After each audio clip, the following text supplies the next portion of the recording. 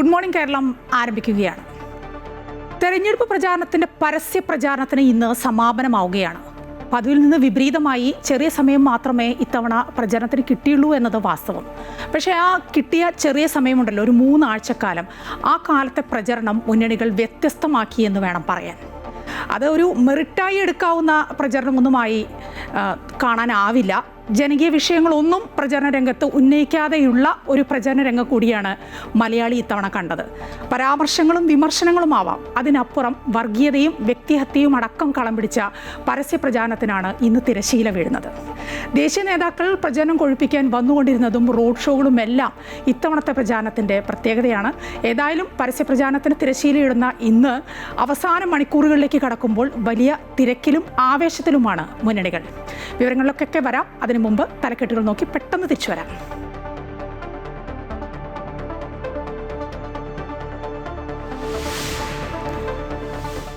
തിരഞ്ഞെടുപ്പ് പ്രചാരണത്തിന് ഇന്ന് കൊട്ടിക്കലാശം.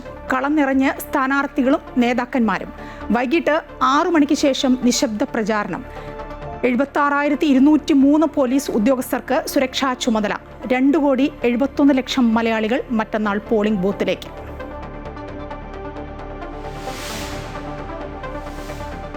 ചരിത്രം കുറിച്ച് ആർട്ടിമിസ് 2 ചന്ദ്രനെ ചുറ്റി ഒറിയോൺ പേടകം. അപ്പോളോ 13 സംഘത്തിൻ്റെ റെക്കോർഡ് മറികടന്നു. ഭൂമിയിൽ നിന്ന് ഏറ്റവും അകലെ സഞ്ചരിച്ച മനുഷ്യരായി ദൗത്യസംഘം. ഭൂമിയിലേക്കുള്ള മടക്കയാത്ര ആരംഭിച്ചു.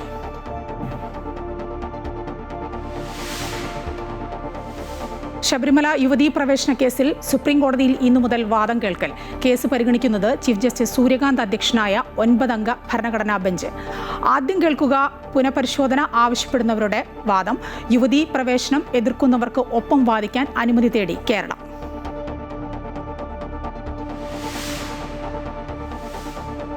ഹോർമുസ് തുറക്കാൻ ഡൊണാൾഡ് ട്രംപ് നൽകിയ അന്ത്യശാസ്ത്രത്തിന്റെ സമയപരിധി ഇന്ന് അവസാനിക്കും. വഴങ്ങിയില്ലെങ്കിൽ ഒറ്റ രാത്രി കൊണ്ട് ഇറാനെ തകർക്കുമെന്ന് വീണ്ടും ഭീഷണി. വെടിനിർത്തലിനുള്ള വ്യവസ്ഥകൾ തള്ളി ഇറാൻ.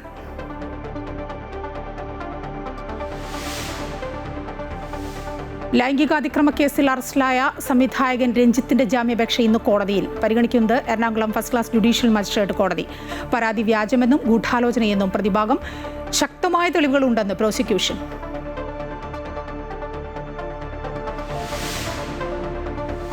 IPL-ൽ ഇന്ന് ആവേശ പോരാട്ടം. രാജസ്ഥാൻ റോയൽസ് മുംബൈ ഇന്ത്യൻസിനെ നേരിടും. മഴ തടസ്സപ്പെടുത്തിയ കളിയിൽ പോയിന്റുകൾ പങ്കുവച്ച് കൊൽക്കത്തയും പഞ്ചാബും. മൈജി മലയാളീസ് മാൻഡേറ്റ് സമർപ്പിക്കുന്നത് മൈജിയാണ് future. Powered by join India's #1 commerce institute IIC Lakshya in association with VKC India's pride.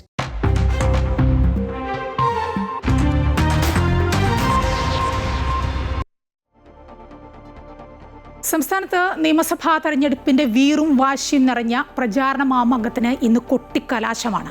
വൈകിട്ട് 6 മണിയോടെ പരസ്യ പ്രചാരണം അവസാനിക്കും. വാദ്യമേളങ്ങളുടെയും ബൈക്ക് റാലികളുടെയും അകമ്പടിയോടെ കൊട്ടിക്കലാശം കളറാക്കി ശക്തിപ്രകടനം കാഴ്ചവെക്കാൻ ഒരുങ്ങിയിരിക്കുന്നു മുന്നണികൾ. വോട്ടർമാരെ നേരിട്ട് കാണാനുള്ള ഓട്ടപ്പാച്ചിലിൽ സ്ഥാനാർത്ഥികളും നേതാക്കളും. അവസാന മണിക്കൂറുകളിൽ തലങ്ങും വിലങ്ങും റോഡ് ഷോകൾ. സംഘർഷ സാധ്യത ഒഴിവാക്കാൻ സംസ്ഥാനത്ത് ശക്തമായ സുരക്ഷാ സന്നാഹങ്ങളാണ് ഒരുക്കിയിരിക്കുന്നത്. വിവരങ്ങൾ നൽകാൻ തിരുവനന്തപുരത്ത് നിന്ന് അൻഫിൽ ഡിസൂസ, കൊച്ചിയിൽ നിന്ന് കിരൺ, ഒപ്പം കോഴിക്കോട് നിന്ന് രേഷ്മയും ചേരുകയാണ്. ആദ്യം അൻഫിൽട്ടിലേക്ക് പോവുകയാണ്. അൻഫിൽട്ട്, പരസ്യ പ്രചരണത്തിന് ഇന്ന് സമാപനമാവുകയാണ്. 3 ആഴ്ചക്കാലത്തെ സ്ഥാനാർത്ഥികളുടെയും പ്രവർത്തകരുടെയും ഒക്കെ ഒരു നെട്ടോട്ടം, അതിനാണ് ഇന്നിപ്പോൾ സമാപനമാകുന്നത്. ഇന്നത്തെ ഇപ്പോൾ ഈ അവസാന മണിക്കൂറുകളിലെ ഒരു സ്ഥിതിഗതികൾ അത് എങ്ങനെയാണ്?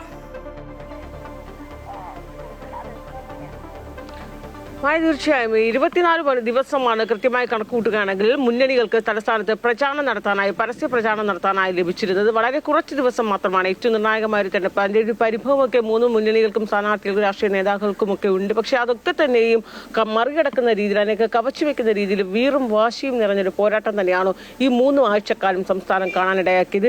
മറ്റ് തെരഞ്ഞെടുപ്പുകൾ വിഭിന്നമായി ആദ്യ ദിനം മുതലേ റോഡ് ഷോകളായിരുന്നു. അത് ഈ അവസാന നിമിഷം വരെ, അവസാന മണിക്കൂർ വരെയും തലസ്ഥാനത്ത് അങ്ങിങ്ങ് കാണാൻ കഴിയുന്നത് റോഡ് ഷോകളായിരുന്നു. റോഡ് ഷോകളുടെ ഒരു ബഹളം തന്നെയായിരുന്നു എന്ന് പറയേണ്ടി വരുന്നു. ഒപ്പം തന്നെ നമുക്ക് കണ്ടതാണ് കേന്ദ്ര നേതാക്കളുടേത്, കേന്ദ്രമന്ത്രിമാരടക്കം താരപ്രചാരകരുടെ കുത്തൊഴുക്ക് തന്നെയായിരുന്നു. അവസാന സമയമൊക്കെ ആയപ്പോൾ സംസ്ഥാനത്ത് തലങ്ങും വിലങ്ങുമാണ് റോഡ് ഷോകളൊക്കെ ആയിട്ട് താരപ്രചാരകർ. ഇന്നിപ്പോൾ തലസ്ഥാനത്ത് രേവന്ത് റണ്ണ, തെലങ്കാന മുഖ്യമന്ത്രി, അദ്ദേഹത്തിന്റെ റോഡ് ഷോ വിവിധ ഇടങ്ങളിലുണ്ട്. അങ്ങനെ വാക്പോരും വീറും വാശിയും നിറഞ്ഞ പോരാട്ടം തന്നെയായിരുന്നു ഈ ഒരു 24 ദിവസം കേരളം കണ്ടത്. അതിന്റെ ഒരു കൊട്ടിക്കലാശമാണ്, സമാപനമാണ്. ഇന്ന് 6 മണിക്കാണ് കൊട്ടിക്കലാശം. 1 മണിക്കൂറാണ് എല്ലായിടത്തും തെരഞ്ഞെടുപ്പ് കമ്മീഷൻ അനുവദിച്ചിട്ടുള്ളത്. 5 മണി മുതൽ വൈകിട്ട് 6 മണി വരെ തലസ്ഥാനത്ത് വിവിധ ഇടങ്ങളിൽ കൊട്ടിക്കലാശമുണ്ട്. അതുകൊണ്ട് തന്നെ സുരക്ഷാ സന്നാഹങ്ങളൊക്കെ അതേ രീതിയിൽ തന്നെയാണ്. സംഘർഷ സാധ്യത കണക്കിലെടുത്ത് നമുക്കറിയാം, പേരാമ്പ്രയിലൊക്കെ തന്നെ ഇന്നലെ തന്നെ സർവകക്ഷി യോഗം ചേർന്ന് കൊട്ടിക്കലാശം വേണ്ട എന്ന് തീരുമാനിച്ചിട്ടുണ്ട്. ആ രീതിയിൽ തികച്ചും സമാധാനപരമായി കൊട്ടിക്കലാശം അവസാനിപ്പിച്ച് അനിഷ്ട സംഭവങ്ങളൊന്നും ഉണ്ടാകാതിരിക്കാൻ രാഷ്ട്രീയ മുന്നണികളും ഒക്കെ തന്നെ തയ്യാറെടുപ്പാണ്. അതിൻ്റെ ഒരു മുൻകരുതൽ എന്ന രീതിയിൽ സുരക്ഷാ സംവിധാനങ്ങളൊക്കെ തന്നെ ഒരുക്കിയിട്ടുണ്ട്. എന്തായാലും സംസ്ഥാനത്ത് ഇന്ന് കാണുന്ന കൊട്ടിക്കലാശം എന്ന് പറയുന്നത് അതിൻ്റെ ഒരു ശക്തി പ്രകടനം, അത് ഏറ്റവും കൂടുതൽ കളറാക്കാരായ 3 മുന്നണികളും അതിൻ്റെ ഒരു ആവേശമൊക്കെ നമുക്ക് കാണാൻ കഴിയുന്നുണ്ട്. അവസാന മണിക്കൂറുകളിലൊക്കെ തന്നെ വോട്ടർമാരെ നേരിട്ട് കണ്ട് വോട്ടഭ്യർത്ഥിക്കുന്നതിനുള്ള ഒരു ഓട്ടപ്പാച്ചിൽ തന്നെയാണ് എല്ലാ മുന്നണികളും. രാവിലെ തന്നെ ചില സ്ഥാനാർത്ഥികളൊക്കെ തന്നെ രാവിലെ 4 മണി മുതൽ തന്നെയും നേരിട്ട് വോട്ടർമാരെ കാണാനുള്ള ഒരു ചുവടുകളൊക്കെ തുടങ്ങി കഴിഞ്ഞിരിക്കുന്നതാണ് നമ്മൾ മനസ്സിലാക്കാൻ കഴിയുന്നത്. എന്തായാലും വലിയ രീതിയിലുള്ള വീറും വാശിയും തന്നെയാണ് 3 മുന്നണികളും സംസ്ഥാനത്തുടനീളം കാണാൻ കഴിയുന്നത്. മായ. ശരി, കൊച്ചിയിൽ കിരൺ റെഡിയാണ് ഇപ്പോൾ വിവരങ്ങൾ പങ്കുവയ്ക്കാൻ. കിരൺ, ഇന്നിപ്പോൾ പരസ്യ പ്രചാരണത്തിന് സമാപനമാവുകയാണ്. മധ്യകേരളത്തിലെ ഒരു സാഹചര്യം എങ്ങനെയാണ്? ഈ അവസാന മണിക്കൂറുകളിൽ, അവസാന ലാപ്പിൽ എന്താണ് അവിടെ നിന്ന് കൂട്ടിച്ചേർക്കാനുള്ളത്?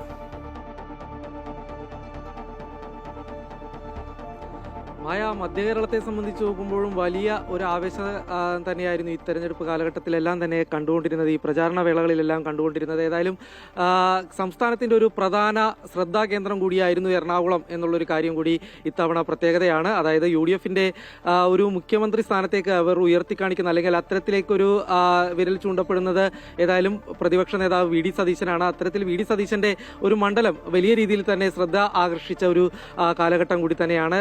ഒപ്പം തന്നെ നേരത്തെ സൂചിപ്പിച്ചതുപോലെ തന്നെയല്ല, വലിയ രീതിയിലുള്ള താരപ്രചാരകരുടെ ഒരു നിര തന്നെ ജില്ലയിലേക്ക് കഴിഞ്ഞ ദിവസങ്ങളിലൊക്കെ എത്തിയിരുന്നു. രാഹുൽ ഗാന്ധി എത്തിയിരുന്നു, അമിത്ഷാ വരുന്നു, ദേവേന്ദ്ര ഫട്നാവിസും നിർമ്മല സീതാരാമനും, അങ്ങനെ BJPയുടെ ദേശീയ തലത്തിലുള്ള നേതാക്കൾ, കോൺഗ്രസിന്റെ ദേശീയ തലത്തിലുള്ള നേതാക്കൾ എല്ലാം തന്നെ എത്തുന്നതും പ്രചരണ പരിപാടികളിലൊക്കെ സജീവമാവുന്ന കാഴ്ചയാണ് ഏതായാലും കഴിഞ്ഞ ദിവസങ്ങളിൽ കണ്ടത്.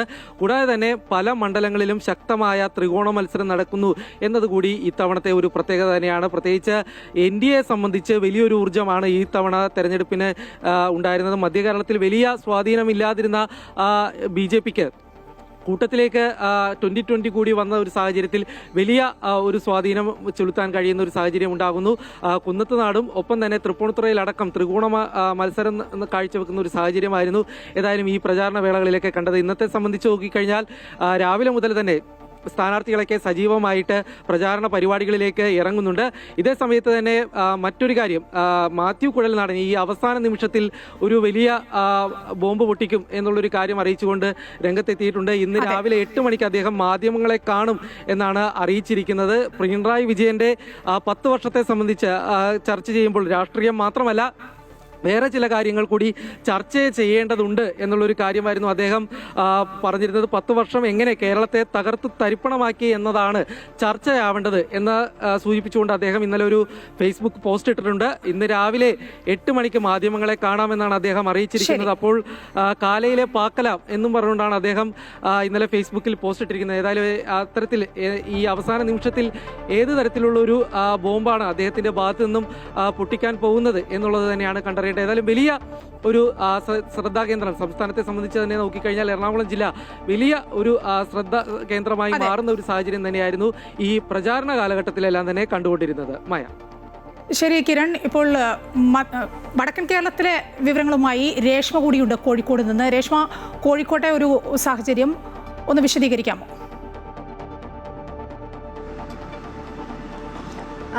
മായ, കോഴിക്കോട് ജില്ലയിൽ പ്രചാരണം എല്ലാം തകൃതിയായി നടന്നിരുന്നു. ഇപ്പോൾ കൊട്ടിക്കലാശത്തിലേക്ക് കടക്കുമ്പോൾ 12 മണ്ഡലങ്ങളും വൻ സജ്ജീകരണങ്ങളാണ് ഒരുക്കിയിരിക്കുന്നത്. ഇതിൽ അനൗൺസ്മെന്റ് വിവാദം പൊട്ടിപ്പുറപ്പെട്ട പേരാമ്പ്രയിൽ മാത്രമാണ് കൊട്ടിക്കലാശം വേണ്ടെന്ന് വെച്ചിരിക്കുന്നത്. പോലീസിന്റെ നേതൃത്വത്തിൽ നടന്ന ചർച്ചയിലാണ് ഈ പേരാമ്പ്രയിൽ മണ്ഡലത്തിൽ കൊട്ടിക്കലാശം വേണ്ടെന്ന് സർവകക്ഷി യോഗത്തിൽ തീരുമാനമായിരിക്കുന്നത്. 3 മുന്നണികളും ഒരുമിച്ചെടുത്ത തീരുമാനമാണ്. നേരത്തെ തന്നെ LDF സ്ഥാനാർത്ഥിയായ TP രാമകൃഷ്ണൻ ഉൾപ്പെടെ തെരഞ്ഞെടുപ്പ് കമ്മീഷന് ഈ അനൗൺസ്മെന്റ് വിവാദത്തിൽ വിശദീകരണം നൽകിയിരുന്നു. ഫാത്തിമ തെഹ്ല UDF സ്ഥാനാർത്ഥി ഫാത്തിമ തെഹ്ലയും ഈ വിഷയത്തിൽ വിശദീകരണം നൽകി. ഇന്നലെ കലക്ടറുടെ വാർത്താ സമ്മേളനത്തിൽ TPയുടെ ഈ വിശദീകരണത്തിൽ അനൗൺസ്മെന്റ് വിവാദത്തിനെ കുറിച്ച് കൃത്യമായൊരു മറുപടി അല്ല ലഭിച്ചിരുന്നത്. TP മാനദണ്ഡം ലംഘിച്ചിട്ടില്ല എന്നുള്ള തരത്തിലായിരുന്നു കലക്ടറും പറഞ്ഞത്. അതേസമയം കോഴിക്കോട് നോർത്ത് സൗത്ത് മണ്ഡലങ്ങളിൽ കൊട്ടിക്കലാശത്തിന് വൻ സജ്ജീകരണങ്ങളാണ് ഒരുക്കിയിരിക്കുന്നത്. അതേസമയം ഇന്നലെ നാദാപുരത്ത് ഒരു ചെറിയ വിഷയമുണ്ടായിരുന്നു. വോട്ടർ പട്ടിക വീടുകളിൽ കൊടുക്കുന്ന സമയത്ത് 2 CPM പ്രവർത്തകർക്ക് ലീഗ് പ്രവർത്തകരുടെ മർദ്ദനമേറ്റിരുന്നു. ഇതിനെ തുടർന്ന് നാദാപുരത്തും ഒരു ആശങ്ക ഉയർന്നിരുന്നു. ഇവിടെയും കാര്യമായ കൊട്ടിക്കലാശം ഉണ്ടാവില്ലെന്നാണ് നമുക്ക് ലഭിക്കുന്ന വിവരം. അതേസമയം 12 മണ്ഡലങ്ങളിൽ വൻ സജ്ജീകരണങ്ങളാണ് ഒരുക്കിയിരിക്കുന്നത്. ഈ പ്രശ്നബാധിത ബൂത്തുകളായി 351 ബൂത്തുകളാണ് ജില്ലയിൽ നമുക്ക് രേഖപ്പെടുത്തിയിരിക്കുന്നത്. ഇവിടെയെല്ലാം 1500-ലധികം പോലീസിനെയാണ് വിന്യസിച്ചിരിക്കുന്നത്. കൂടാതെ കേന്ദ്രസേന അംഗങ്ങളെയും ഇവിടെ വിന്യസിച്ചിട്ടുണ്ട്. രേഷ്മയാണ് വടക്കൻ കേരളത്തിൻ്റെ വിശേഷങ്ങൾ പങ്കുവച്ചത്. ഒപ്പം ആൻഫിൽഡ് ഡിസൂസയും കിരണുമാണ് തെക്കൻ കേരളത്തിലെയും മധ്യ കേരളത്തിലെയും വിവരങ്ങൾ പങ്കുവച്ച് സംസ്ഥാനത്ത് നിയമസഭാ തെരഞ്ഞെടുപ്പിൻ്റെ വീറും വാശിയും നിറഞ്ഞ പ്രചാരണ മാമാങ്കത്തിന് ഇന്ന് കൊട്ടിക്കലാശമാവുകയാണ്. വൈകിട്ട് 6 മണിയോടെ പരസ്യപ്രചാരണം അവസാനിക്കും. അസമിൽ നിയമസഭാ തെരഞ്ഞെടുപ്പിന്റെ പരസ്യപ്രചാരണം ഇന്ന് സമാപിക്കുകയാണ്. ഭരണം നിലനിർത്താനായി BJPയും തിരിച്ചുപിടിക്കാൻ കോൺഗ്രസും കനത്ത പോരാട്ടമാണ് സംസ്ഥാനത്ത് നടത്തുന്നത്. മുഖ്യമന്ത്രി ഹിമന്ത ബിശ്വ ശർമ്മയെ കടന്നാക്രമിച്ചുകൊണ്ടാണ് സംസ്ഥാനത്ത് കോൺഗ്രസിന്റെ പ്രചാരണം. അതേസമയം കോൺഗ്രസ് ഇനി ഒരിക്കലും തിരിച്ചുവരില്ല എന്നാണ് ഹിമന്ത ബിശ്വ ശർമ്മയുടെ പ്രഖ്യാപനം. കൂടുതൽ വിവരങ്ങളുമായി ജിഷ്ണു കൃഷ്ണൻ ചേരുകയാണ് ഇപ്പോൾ. ജിഷ്ണു, അസമിൽ നിയമസഭാ തെരഞ്ഞെടുപ്പിൻ്റെ പരസ്യപ്രചാരണത്തിന് ഇന്ന് സമാപനമാവുകയാണ്. ഒട്ടേറെ വിവാദങ്ങളുള്ള ഒരു പ്രചാരണ ദിവസങ്ങളാണ് അവിടെയും കടന്നുപോയത്. മുഖ്യമന്ത്രി ഹിമന്ത ബിശ്വ ശർമ്മയെ കടന്നാക്രമിച്ചുകൊണ്ട് സംസ്ഥാനത്ത് കോൺഗ്രസിൻ്റെ പ്രചാരണം നടക്കുന്നു. ഹിമന്ത ബിശ്വ ശർമ്മയുടെ ഒരു പ്രഖ്യാപനം ഉണ്ടായല്ലോ, അതൊക്കെ ഏത് വിധത്തിലാണ്? അസമിലെ 126 മണ്ഡലങ്ങളിലും ഒറ്റഘട്ടമായി കേരളത്തിനൊപ്പം തന്നെ മറ്റന്നാളാണ് അസമിലെ മുഴുവൻ മണ്ഡലങ്ങളും പോളിംഗ് ബൂത്തിലേക്ക് എത്തുന്നത്. ചൂണ്ടിക്കാട്ടിയതുപോലെ വളരെ വിവാദപരമായിട്ടുള്ള പ്രഖ്യാപനങ്ങളും അല്ലെങ്കിൽ വാദപ്രതിവാദങ്ങൾ കൊണ്ട് ശ്രദ്ധേയമായിരുന്നു ഇത്തവണ അസം നിയമസഭാ തെരഞ്ഞെടുപ്പിന്റെ പരസ്യ പ്രചരണം എന്ന് നമുക്ക് ചൂണ്ടിക്കാണിക്കാൻ സാധിക്കും. കാരണം അവിടെ കഴിഞ്ഞ 10 വർഷമായി അധികാരത്തിലുള്ള BJP സഖ്യം ഇത്തവണ ഭരണം നിലനിർത്തുന്നതിനായി അതിശക്തമായ പോരാട്ടം നടത്തുമ്പോൾ കോൺഗ്രസിന് ഇത് അസം രാഷ്ട്രീയത്തെ സംബന്ധിച്ചൊരു തിരിച്ചു വരാൻ സാധിക്കും. അവരുടെ നിലനിൽപ്പിനെ സംബന്ധിച്ചുള്ള പോരാട്ടമാണ് ഇപ്പോൾ അസമിൽ നടക്കുന്നത്. അതുകൊണ്ട് അതിശക്തമായിട്ടുള്ള പ്രചാരണങ്ങൾ ഏതു വിധേനയും തിരിച്ചു വരാനായി പ്രാദേശിക കക്ഷികളെ കൂടെ നിർത്തിക്കൊണ്ടും BJPക്കെതിരെ അതിശക്തമായ പോരാട്ടം നടത്തിക്കൊണ്ടും പ്രത്യേകിച്ച് മുഖ്യമന്ത്രി ഹിമന്ത ബിശ്വ ശർമ്മയെ കൃത്യമായി ടാർഗറ്റ് ചെയ്തുകൊണ്ടായിരുന്നു കോൺഗ്രസിന്റെ പ്രചാരണം. കാരണം അസമിൽ BJP സഖ്യത്തെ സംബന്ധിച്ച് BJP സഖ്യത്തിന് അവിടെ അടിത്തറ പാകിയതും അവിടെ ഭരണത്തിലേക്ക് എത്താൻ വഴിവെച്ചതും ഹിമന്ത ബിശ്വ ശർമ്മ എന്ന നേതാവ് മുമ്പ് കോൺഗ്രസിന്റെ പ്രധാനപ്പെട്ട നേതാവായിരുന്നു അദ്ദേഹം BJPയിലേക്ക് എത്തുകയും പിന്നീട് BJPക്ക് അവിടെ വലിയ കളമൊരുങ്ങുന്നതിന് ഹിമന്ത വലിയ രീതിയിലുള്ള പ്രവർത്തനം നടത്തിയിട്ടുണ്ട്. അതുകൊണ്ട് വളരെ കൃത്യമായി മുഖ്യമന്ത്രിയെ ടാർഗറ്റ് ചെയ്തുകൊണ്ടും രാജ്യം കണ്ട ഏറ്റവും വലിയ അഴിമതിക്കാരനായ മുഖ്യമന്ത്രിയാണ് ഹിമന്ത ബിശ്വ ശർമ്മ എന്ന പ്രചാരണം നടത്തിക്കൊണ്ടായിരുന്നു കോൺഗ്രസ് ഏതെങ്കിലും തരത്തിൽ തിരിച്ചു വരാനുള്ള പരിശ്രമങ്ങൾ കഴിഞ്ഞ ഈ പരസ്യ പ്രചരണത്തിന്റെ ദിവസങ്ങളിലെല്ലാം നടത്തിയത്. ഇന്ന് അവിടെ പരസ്യ പ്രചരണം അവസാനിക്കുമ്പോഴും മുഖ്യമന്ത്രിക്കും കുടുംബത്തിനുമെതിരെയാണ് കോൺഗ്രസ് ആരോപണങ്ങൾ ഉന്നയിക്കുന്നത്. എന്നാൽ ഹിമന്ത ബിശ്വ ശർമ്മയാകട്ടെ വളരെ കോൺഫിഡൻസോടുകൂടി 90 മുതൽ 100 വരെ സീറ്റുകൾ നേടിക്കൊണ്ട് സംസ്ഥാനത്ത് അധികാരം നിലനിർത്തുമെന്നും ഇനി ഒരിക്കലും അസമിന്റെ ജനത കോൺഗ്രസിനെ തെരഞ്ഞെടുക്കില്ല എന്ന പ്രഖ്യാപനവുമാണ് ഇന്നലെ വൈകിട്ടും പരസ്യപ്രചരണത്തിന്റെ വേളയിൽ നടത്തിയിട്ടുള്ളത്. അതുകൊണ്ട് അസം ഇത്തവണ ഏത് രീതിയിൽ ചിന്തിക്കും അല്ലെങ്കിൽ അസം ജനത ആർക്കൊപ്പം നിൽക്കും എന്നുള്ളത് ദേശീയ രാഷ്ട്രീയത്തെ സംബന്ധിച്ച് പോലും ഏറെ പ്രാധാന്യമുള്ളതായിരിക്കും. അത്രയധികം ദേശീയ രാഷ്ട്രീയവും ഏറെ പ്രാധാന്യത്തോടു കൂടിയാണ് അസം നിയമസഭാ തെരഞ്ഞെടുപ്പിനെ നോക്കിക്കാണുന്നത്. ഇന്ന് പരസ്യപ്രചരണം അവസാനിക്കും. നാളെ നിശബ്ദ പ്രചരണത്തിന്റെ സമയമാണ്. മറ്റന്നാളാണ് സംസ്ഥാനത്തെ 126 മണ്ഡലങ്ങളും പോളിംഗ് ബൂത്തിലേക്ക് എത്തുന്നത്. തെരഞ്ഞെടുപ്പിനുള്ള എല്ലാ ഒരുക്കങ്ങളും പൂർത്തിയാക്കി എന്നുള്ളതാണ്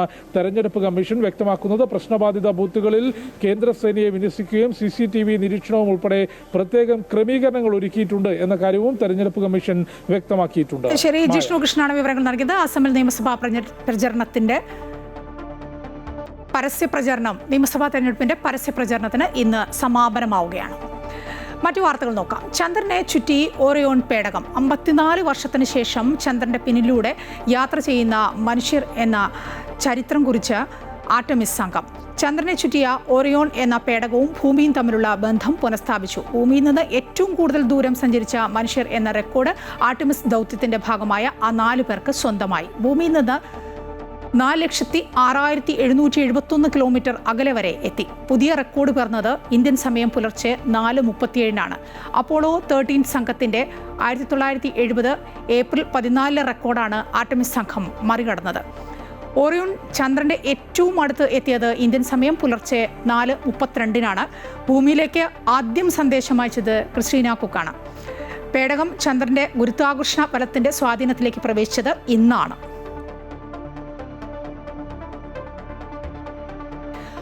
ഹോർമൂസ് കടലിടുക്ക് തുറക്കാൻ ഡൊണാൾഡ് ട്രംപ് നൽകിയ അന്ത്യശാസനത്തിന്റെ സമയപരിധി ഇന്ന് അവസാനിക്കുകയാണ്. ഇന്ന് രാത്രി 8 മണിക്ക് മുമ്പായി ഉപരോധം പിൻവലിച്ചില്ലെങ്കിൽ ഇറാന്റെ പവർ പ്ലാന്റുകളും പ്രധാന അടിസ്ഥാന സൗകര്യങ്ങളും ബോംബിട്ട് തകർക്കുമെന്ന് ട്രംപ് സോഷ്യൽ മീഡിയയിലൂടെ മുന്നറിയിപ്പ് നൽകി.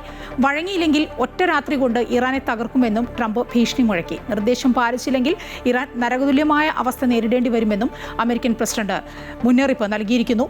എന്നാൽ യുദ്ധം മൂലമുണ്ടായ നാശനഷ്ടങ്ങൾക്ക് നഷ്ടപരിഹാരം നൽകാതെ കടലിടുക്ക് തുറക്കില്ലെന്ന ഉറച്ച നിലപാടിലാണ് ഇറാൻ. വെടിനിർത്തലിനുള്ള വ്യവസ്ഥകളും ഇറാൻ തള്ളി. നേരത്തെ മാർച്ച് 21 ഏപ്രിൽ 6 സമാനമായ രീതിയിൽ ട്രംപ് അന്ത്യശാസനം നൽകിയിരുന്നു. കടലിടുക്ക് അടഞ്ഞുകിടക്കുന്നത് ആഗോള എണ്ണ വിപണിയെയും ചരക്ക് നീക്കത്തെയും ബാധിക്കുമോ എന്ന ആശങ്ക ശക്തമാണ്. ലൈംഗികാതിക്രമ കേസിൽ സംവിധായകൻ രഞ്ജിത്തിന്റെ ജാമ്യാപേക്ഷ കോടതി ഇന്ന് പരിഗണിക്കും. അറസ്റ്റ് നിയമവിരുദ്ധമാണെന്നും അന്വേഷണത്തോട് സഹകരിക്കുമെന്നും ജാമ്യാപേക്ഷയിൽ രഞ്ജിത്ത് വ്യക്തമാക്കുന്നു. 3 ദിവസത്തെ കസ്റ്റഡിയിൽ ലഭിച്ച രഞ്ജിത്തുമായി പോലീസ് തെളിവെടുപ്പ് അടക്കം പൂർത്തിയാക്കിയിരുന്നു. കൂടുതൽ വിവരങ്ങളുമായി കിരൺ ചേരുകയാണ്. കിരൺ, ലൈംഗികാതിക്രമ കേസിൽ അറസ്റ്റിലായ രഞ്ജിത്തിന്റെ ജാമ്യാപേക്ഷ കോടതി ഇന്ന് പരിഗണിക്കുകയാണ് അല്ലേ? മായ, കഴിഞ്ഞ ദിവസമാണ് രഞ്ജിത്ത് ജാമ്യാപേക്ഷയുമായി കോടതിയെ സമീപിച്ചിരുന്നത്. പ്രധാനമായിട്ടും ഈ ജാമ്യാപേക്ഷയിൽ രഞ്ജിത്ത് വാദിക്കുന്നത് അറസ്റ്റ് നടന്നത് നിയമ വിരുദ്ധമാണ്, മാത്രവുമല്ല തനിക്ക് ആരോഗ്യ പ്രശ്നങ്ങളുണ്ട്. അതുകൊണ്ട് തന്നെ ഒരു ആരോഗ്യ പ്രശ്നങ്ങളുള്ള ആളെ അറസ്റ്റ് ചെയ്യേണ്ടതടക്കമുള്ള മാനദണ്ഡങ്ങൾ പാലിക്കാതെയാണ് അറസ്റ്റ് ഉണ്ടായിരിക്കുന്നത്. കൂടാതെ തന്നെ താൻ ഈ അന്വേഷണത്തോട് സഹകരിക്കും എന്നുള്ളൊരു കാര്യം കൂടി തന്നെയാണ് ഏതായാലും പ്രധാനമായിട്ടും രഞ്ജിത്ത് തന്റെ ജാമ്യാപേക്ഷയിൽ പറഞ്ഞിരുന്നത്. ഈ ജാമ്യാപേക്ഷ ഇന്ന് പരിഗണിക്കുന്നതിന് വേണ്ടി മാറ്റുകയായിരുന്നു. കഴിഞ്ഞ ദിവസം കസ്റ്റഡിയിൽ വിടുന്ന സമയത്ത് തന്നെ പോലീസിന്റെ കസ്റ്റഡി അപേക്ഷ പരിഗണിക്കുന്ന ഘട്ടത്തിൽ തന്നെ രഞ്ജിത്തിന്റെ ജാമ്യാപേക്ഷയും കോടതിക്ക് മുന്നിൽ എത്തിയിരുന്നതാണ്. എന്നാൽ കസ്റ്റഡി കഴിഞ്ഞതിന് ശേഷം ഈ ജാമ്യാപേക്ഷ പരിഗണിക്കാം എന്നറിയിച്ചിരുന്നു. അതിനുശേഷം കസ്റ്റഡി പൂർത്തിയാക്കി ഞായറാഴ്ച തന്നെ പോലീസ് രഞ്ജിത്തിനെ റിമാൻഡ് ചെയ്തതാണ്. ഈ ഒരു സാഹചര്യത്തിൽ ഇന്നലെ ഈ ജാമ്യാപേക്ഷ അടിയന്തരമായി പരിഗണിക്കണമെന്നൊരു ആവശ്യപ്പെട്ടുകൊണ്ടുള്ള അപേക്ഷയും കോടതിക്ക് മുന്നിൽ എത്തിയിരുന്നു. എന്നാൽ ഇന്നത്തേക്ക് ഈ ജാമ്യാപേക്ഷ പരിഗണിക്കാനായിട്ട് ഏതായാലും കോടതി മാറ്റിയിരിക്കുകയാണ്. ഇന്ന് രാവിലെ തന്നെ ഇത് സംബന്ധിച്ചുള്ള ഈ ജാമ്യാപേക്ഷ സംബന്ധിച്ചുള്ള കാര്യങ്ങൾ കോടതി പരിഗണിക്കുമെന്ന് തന്നെയാണ് മനസ്സിലാക്കാൻ സാധിക്കുന്നത്. മായ, ശരി, കിരണാണ് വിവരങ്ങൾ നൽകിക്കൊണ്ടിരുന്നത്. ലൈംഗികാതിക്രമ കേസിൽ അറസ്റ്റിലായ രഞ്ജിത്തിന്റെ ജാമ്യാപേക്ഷ കോടതി ഇന്ന് പരിഗണിക്കുമെന്നാണ് അറിയുന്നത്. ശബരിമല യുവതീ പ്രവേശന കേസിൽ സുപ്രീം കോടതിയിൽ ഇന്ന് വാദം ആരംഭിക്കും. ചീഫ് ജസ്റ്റിസ് സൂര്യകാന്ത് അധ്യക്ഷനായ 9 അംഗ ഭരണഘടനാ ബെഞ്ചാണ് കേസ് പരിഗണിക്കുന്നത്. ജസ്റ്റിസ് BV നാഗരത്നയാണ് ഭരണഘടനാ ബെഞ്ചിലെ ഏക വനിതാ അംഗം. സംസ്ഥാന സർക്കാരും ദേവസ്വം ബോർഡും തന്ത്രിയും ഉൾപ്പെടെ കേസിലെ മുഴുവൻ കക്ഷികളും ഇതിനോടകം വിശദമായ വാദം കോടതിയിൽ എഴുതി നൽകിയിരുന്നു. കൂടുതൽ വിവരങ്ങളുമായി ജിഷ്ണു കൃഷ്ണൻ ചേരുകയാണ്. ജിഷ്ണു, ശബരിമല യുവതീ പ്രവേശന കേസിൽ സുപ്രീം കോടതിയിൽ ഇന്ന് വാദം ആരംഭിക്കാൻ പോവുകയാണ്. ഈ വാദത്തിന് ഉള്ള ഏറ്റവും പ്രത്യേകത തെരഞ്ഞെടുപ്പിലേക്ക് കടക്കുകയാണ്. മറ്റന്നാൾ നമ്മളൊക്കെ പോളിംഗ് ബൂത്തിലേക്ക് പോവുകയാണ്. ആ സമയത്താണ് ഈ വാദം തുടങ്ങുന്നത്. എങ്ങനെയായിരിക്കും കാര്യങ്ങളുടെ ഒരു പോക്ക്? എന്താണ് നിയമവിദഗ്ധരൊക്കെ എങ്ങനെയാണ് ഇത് വിലയിരുത്തുന്നത്? കേരളത്തിൽ ഏറെ വലിയ ചർച്ചകൾക്ക് വഴിവെച്ച, രാഷ്ട്രീയ ചർച്ചകൾക്കും അല്ലാതെയും വഴിവെച്ച ഒരു വിഷയത്തിലാണ് ഇപ്പോൾ സുപ്രീം കോടതി വീണ്ടും വാദം കേൾക്കുന്നത്. അതും കേരളം പോളിംഗ് ബൂത്തിലേക്ക് എത്തുന്നതിന് വളരെ തൊട്ടു മുൻപ് സുപ്രീം കോടതി ഇത്തരത്തിൽ ശബരിമല യുവതീ പ്രവേശനവുമായി ബന്ധപ്പെട്ട കേസ് പരിഗണിക്കുമ്പോൾ അത് കേരളത്തെ സംബന്ധിച്ച വലിയ ചർച്ചാ വിഷയമാകും. കേരള രാഷ്ട്രീയത്തെ സംബന്ധിച്ച് മേറെ സ്വാധീനിക്കുമെന്ന കാര്യത്തിൽ യാതൊരു സംശയവുമില്ല. കേസിന്റെ നടപടികൾ പരിശോധിക്കുമ്പോൾ ചീഫ് ജസ്റ്റിസ് സൂര്യകാന്ത് അധ്യക്ഷനായിട്ടുള്ള 9-അംഗ ഭരണഘടനാ ബെഞ്ചാണ് ശബരിമലയിലെ യുവതീ പ്രവേശനം ഉൾപ്പെടെ വിവിധ മത ആചാരങ്ങളുമായി ബന്ധപ്പെട്ട് ഉയർന്നിട്ടുള്ള ചോദ്യങ്ങൾ പരിശോധിക്കുന്നത്. ഇതിനുവേണ്ടി 9-അംഗ ഭരണഘടനാ ബെഞ്ച് കഴിഞ്ഞ ദിവസം സുപ്രീം കോടതി രൂപീകരിച്ചിരുന്നു. അതിൽ പാഴ്സി മതവിഭാഗത്തിൽ നിന്ന് ഉയർന്നിട്ടുള്ള ചോദ്യങ്ങളൊപ്പം മുസ്ലിം പള്ളികളിലും ദർഗകളിലും സ്ത്രീകളുടെ പ്രവേശനം, ഇതുമായി ബന്ധപ്പെട്ട് വിവിധ മത ആചാരങ്ങളുമായി ബന്ധപ്പെട്ട് ഉയർന്നിട്ടുള്ള ചോദ്യങ്ങൾ സുപ്രീം കോടതി പരിഗണിക്കും. അതിൽ യുവതീ പ്രവേശനവുമായി ബന്ധപ്പെട്ട് ഈ അടുത്ത 3 ദിവസങ്ങളിൽ യുവതീ പ്രവേശനത്തെ അനുകൂലിക്കുന്നവർക്ക് യുവതീ പ്രവേശനത്തെ എതിർക്കുന്നവർക്കുള്ള വാദം കോടതിക്ക് മുൻപാകെ ഉന്നയിക്കാനുള്ള സമയമാണുള്ളത്. ഈ മാസം 14, 15, 16 തീയതികളിൽ യുവതീ പ്രവേശനത്തെ അനുകൂലിക്കുന്നവരുടെ വാദമുണ്ടാകും.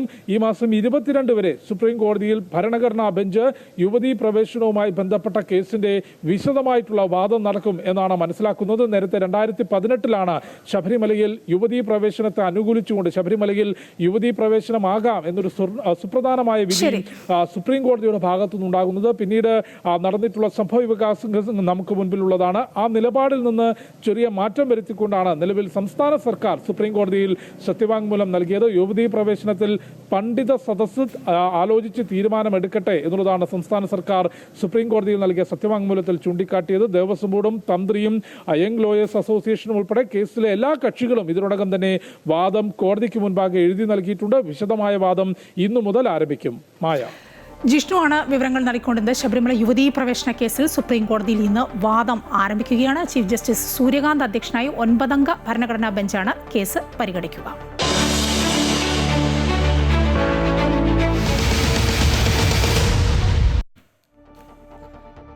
വനവിസ്തൃതി കൊണ്ടും വിനോദസഞ്ചാര സാധ്യതകൾ കൊണ്ടും ശ്രദ്ധേയമായ കോന്നി നിയോജക മണ്ഡലത്തിൽ ഇത്തവണയും ആവേശകരമായ പോരാട്ടമാണ്. സിറ്റിംഗ് MLA KU ജനീഷ് കുമാറിലൂടെ LDF ആധിപത്യം തുടരാനും നഷ്ടപ്പെട്ട പ്രതാപം തിരിച്ചുപിടിക്കാൻ സതീഷ് കൊച്ചുപറമ്പിലൂടെ UDFും ശ്രമിക്കുമ്പോൾ BDJSലൂടെ കരുത്തുകാട്ടാൻ NDAയും രംഗത്തുണ്ട്. മലയോര കർഷകരുടെ കണ്ണീരും വികസന നേട്ടങ്ങളും ചർച്ചയാകുന്ന കോന്നിയിലെ തെരഞ്ഞെടുപ്പ് വിശേഷങ്ങൾ കണ്ട് തിരിച്ചുവരാം. ജില്ലയിൽ വലിപ്പം കൊണ്ട് മുന്നിൽ നിൽക്കുന്ന മണ്ഡലം, പച്ചപ്പും വനമേഖലയും നിറഞ്ഞ കോന്നി ഇത്തവണ രാഷ്ട്രീയ പോരാട്ടത്തിന്റെ ചൂടിലാണ്. ആനക്കൂടും അടവിയും ഗവിയും ടൂറിസം ഭൂപടത്തിൽ കോന്നിയെ അടയാളപ്പെടുത്തുമ്പോൾ മറുവശത്ത് കാർഷിക പ്രതിസന്ധികൾ വോട്ടർമാരുടെ പ്രധാന ചർച്ചാ വിഷയമാണ്. റബ്ബറിന്റെ വിലയിടിവിനേക്കാൾ കർഷകരെ ഭയപ്പെടുത്തുന്നത് വന്യമൃഗശല്യമാണ്. കല്ലേലി, ചെങ്ങറ, തണ്ണിത്തോട്, സീതത്തോട് എന്നിവിടങ്ങളിലെ ജനവാസ മേഖലയിൽ കാട്ടാനയും കടുവയും പുലിയും സൃഷ്ടിക്കുന്ന ഭീതി വോട്ടായി മാറുമോ എന്ന ആശങ്കയിലാണ് മുന്നണികൾ. കാട്ടുപന്നികളെ വെടിവെക്കാനുള്ള അനുമതി നേരിയ ആശ്വാസം നൽകുന്നുണ്ടെങ്കിലും മലയോര സംരക്ഷണം ഇവിടെ നിർണായക വിഷയമാണ്. വികസന നേട്ടങ്ങൾ ഉയർത്തിക്കാട്ടിയാണ് LDF സ്ഥാനാർത്ഥി KU ജനീഷ് കുമാറിന്റെ പ്രചാരണം. ഭരണപക്ഷ MLA എന്ന നിലയിൽ മെഡിക്കൽ കോളേജ് സജ്ജമാക്കിയതും വിവിധ പാതകളുടെ വികസനവും നവീകരിച്ച സ്കൂൾ കെട്ടിടങ്ങളും ജനീഷ് കുമാറിന് ആത്മവിശ്വാസം നൽകുന്നു. 2019 ഉപതെരഞ്ഞെടുപ്പിൽ പിടിച്ചെടുത്ത മണ്ഡലം കൈവിടാതിരിക്കാൻ LDF സജീവമാണ്. എന്നാൽ അടൂർ പ്രകാശ് എന്ന കരുത്തനായ നേതാവിലൂടെ 1996 മുതൽ കോന്നി അനുഭവിച്ച വികസന വസന്തം ഓർമ്മിപ്പിച്ചാണ് UDFന്റെ നീക്കം. DCC പ്രസിഡന്റ് സതീഷ് കൊച്ചുപറമ്പിലൂടെ മണ്ഡലം തിരിച്ചുപിടിക്കാമെന്നാണ് കോൺഗ്രസ് കണക്കുകൂട്ടുന്നത്. ഭരണവിരുദ്ധ വികാരവും കർഷക പ്രശ്നങ്ങളും തങ്ങൾക്ക് തുണയാകുമെന്ന് അവർ വിശ്വസിക്കുന്നു. കഴിഞ്ഞ തവണകളിൽ K സുരേന്ദ്രനിലൂടെ 30,000-ലേറെ വോട്ടുകൾ സമാഹരിച്ച NDA ഇത്തവണ BDJSലെ TP സുന്ദരേശനെയാണ് രംഗത്തിറക്കിയിരിക്കുന്നത്. NDA പിടിക്കുന്ന വോട്ടുകൾ മണ്ഡലത്തിലെ വിജയപരാജയങ്ങളെ സ്വാധീനിക്കുമെന്ന് ഉറപ്പ്. വികസനവും അതിജീവനവും നേർക്കുനേർ നിൽക്കുന്ന കോന്നിയിൽ ഇത്തവണ ആര് കരുത്തു കാട്ടും? കാത്തിരുന്നു കാണാം. അമൃത ന്യൂസ്, പത്തനംതിട്ട. മുസ്ലിം ലീഗിന്റെ ഉറച്ച കോട്ടകളിലൊന്നായ മങ്കടയിൽ മംഗലാംകുഴി അലിയാണ് ഇത്തവണയും UDFനായി പോരാട്ടത്തിന് ഇറങ്ങുന്നത്. എന്നാൽ ലീഗ് വിമതനായി നാമനിർദ്ദേശ പത്രിക സമർപ്പിച്ച കുന്നത്ത് മുഹമ്മദിന് LDF പിന്തുണ നൽകിയതോടെ മങ്കടയിലെ മത്സരം ശ്രദ്ധേയമായി മാറി. NDA ശക്തമായി രംഗത്തിറങ്ങിയതോടെ അവസാന ഘട്ടത്തിൽ മങ്കടയിലും പ്രചാരണം ചൂടുപിടിച്ചു. മണ്ഡല രൂപീകരണം മുതൽ മുസ്ലിം ലീഗിന് ശക്തമായ സ്വാധീനമുണ്ട് മങ്കടയിൽ. മഞ്ഞളാംകുഴി അലി ഇടതുപക്ഷത്തെത്തിയതോടെ ഇടത്തോട്ട് ചാഞ്ഞിരുന്ന മണ്ഡലം അലി ലീഗിലെത്തിയതോടെ വലത്തേക്ക് തന്നെ മാറി. മഞ്ഞളാംകുഴി അലി തന്നെയാണ് 4ാം തവണയും മങ്കടയിൽ പോരാട്ടത്തിന് ഇറങ്ങുന്നത്. കഴിഞ്ഞ തവണ 6246 വോട്ടുകളുടെ ഭൂരിപക്ഷത്തിനാണ് അലി നിയമസഭയിൽ എത്തിയത്. MLA-യും മന്ത്രിയുമായിരുന്ന കാലത്ത് മണ്ഡലത്തിൽ നടപ്പിലാക്കിയ വികസന പ്രവർത്തനങ്ങൾ ചൂണ്ടിക്കാട്ടിയാണ് അലിയുടെ തിരഞ്ഞെടുപ്പ് പ്രചാരണം. ഒപ്പം ഇടതു സർക്കാരിന്റെ മണ്ഡലത്തോടുള്ള അവഗണനയും പ്രചരണായുധമാക്കുന്നു. ഈ സർക്കാരിനെ മാറ്റണമെന്ന് LDF-ന്റെ പ്രവർത്തകർക്ക് തന്നെ ആഗ്രഹമുണ്ട്. നല്ല കമ്മ്യൂണിസ്റ്റുകാരൊക്കെ ഉണ്ടല്ലോ, അവർ പാർട്ടി ഇല്ലാതായി. അപ്പോൾ ആ പാർട്ടിയെ നിലനിർത്തണം. അതുകൊണ്ട് ഇപ്രാവശ്യം ഈ ഗവൺമെന്റ് ഒഴിവാക്കണം എന്നുള്ള നിലയിലാണ് അവരൊക്കെ പ്രവർത്തിക്കുന്നത്. നല്ല കമ്മ്യൂണിസ്റ്റുകാരൊക്കെ ഇപ്രാവശ്യം UDF-ന് വോട്ട് ചെയ്യുന്നത് ഞങ്ങൾ പ്രതീക്ഷ. അപ്പോൾ ഞങ്ങൾക്കത് വളരെ വലിയ പ്രതീക്ഷ. ഞങ്ങൾ അവരുടെ മുമ്പിൽ, ജനങ്ങളെ മുമ്പിൽ വെക്കുന്നത് വികസനം തന്നെയാണ്. അവർക്കതാണല്ലോ ആവശ്യം. കുറേയധികം നല്ല കാര്യങ്ങൾ ചെയ്തിട്ടുണ്ട് ഞങ്ങൾ. ഇനി അത് തുടർന്ന് പോകും. തുടർച്ചയായി അലി മങ്കടയിൽ സ്ഥാനാർത്ഥിയാകുന്നതിൽ പ്രതിഷേധിച്ച് വിമതനായി പത്രിക സമർപ്പിച്ച മുസ്ലിം ലീഗ് മുൻ മണ്ഡലം പ്രസിഡന്റ് കുന്നത്ത് മുഹമ്മദാണ് ഇടതു സ്ഥാനാർത്ഥി. നേരത്തെ നിശ്ചയിച്ചിരുന്ന സ്ഥാനാർത്ഥിയെ മാറ്റിയാണ് കുന്നത്ത് മുഹമ്മദിന് ഇടതുപക്ഷം പിന്തുണ നൽകിയത്. മാറ്റം വേണമെന്ന വോട്ടർമാരുടെ ചിന്ത വോട്ടായി മാറുമെന്ന പ്രതീക്ഷയിലാണ് കുന്നത്ത് മുഹമ്മദ്. വോട്ടർമാർക്ക് വളരെ കാര്യമായി അറിയാം. അത് ആ രൂപത്തിലാണ് സ്വീകരിക്കുന്നത്. അങ്ങനെ പ്രയാസം ആരും പറഞ്ഞിട്ടില്ല. അവരും കൂടി ഒരു വോട്ട് ചെയ്യാനുള്ള അതിൻ്റെ പ്രതിഷേധം അറിയിക്കാനുള്ള ഒരു ചാൻസ് കാത്തിരിക്കുകയാണ്. അത് തെരഞ്ഞെടുപ്പ് കഴിഞ്ഞ് റിസൾട്ട് വരുമ്പോൾ അറിയാം. ബൈപ്പാസാണ് ആദ്യമായിട്ടുള്ളത് നമ്മൾ പ്രാധാന്യം കൊടുക്കുന്നത്. അത് എന്തായാലും നേതാക്കന്മാരൊക്കെ പറഞ്ഞിട്ടുണ്ടെങ്കിൽ LDF വീണ്ടും അധികാരത്തിൽ വരികയാണെങ്കിൽ 1 വർഷം കൊണ്ട് പൂർത്തിയാക്കാനുള്ള പദ്ധതി നമുക്ക് ചെയ്യാമെന്ന് പറഞ്ഞിട്ടുണ്ട്. അധ്യാപകനായ ലിജോയ് പോളാണ് NDA സ്ഥാനാർത്ഥി. അങ്ങാടിപ്പുറം റെയിൽവേ സ്റ്റേഷനിൽ ഉൾപ്പെടെ നടന്ന കേന്ദ്ര സർക്കാരിന്റെ വികസന നേട്ടങ്ങൾക്ക് വോട്ടർമാർ പിന്തുണ നൽകുമെന്ന പ്രതീക്ഷയിലാണ് ലിജോയ്. മങ്കടയെ സംബന്ധിച്ച് BJP മുന്നോട്ട് വയ്ക്കുന്നത് നരേന്ദ്രമോദി വിഭാവനം ചെയ്തിരിക്കുന്ന വികസനത്തിന്റെ പ്രതീകമായിട്ടാണ് ഞങ്ങൾ അങ്ങാടിപ്പുറം റെയിൽവേ സ്റ്റേഷനെ ഈ സമൂഹത്തിന്റെ മുൻപിലേക്ക് വെക്കുന്നത്.